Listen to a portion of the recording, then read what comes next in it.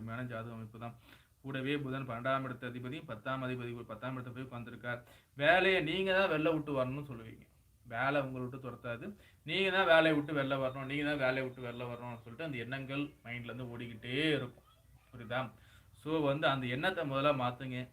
Changes இருந்துக்கிட்டே இருக்குங்க. ஒரு 5 வருஷத்துக்கு ஒருக்க, ஒரு 6 வருஷத்துக்கு ஒருக்க ஜாப்பை நீங்கள் மாற்றிக்கிட்டே இருக்கணும். ஏன்னா தொழில்காரகன் 12ல சொந்த ஊர் பிறந்த ஊரில் நீங்கள் வேலை செய்ய முடியவே முடியாது.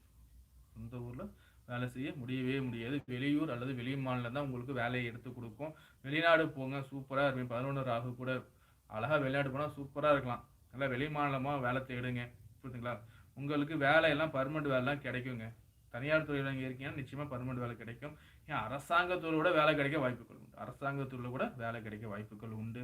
செல்வந்தராக இருப்பீங்க நீங்கள், கவலை வேண்டாம். கையில் காசு பணம் இருக்கும். பிற்காலம் அருமையாக சூப்பராக இருக்கும். உங்களுக்கு கவலையே படாதீங்க.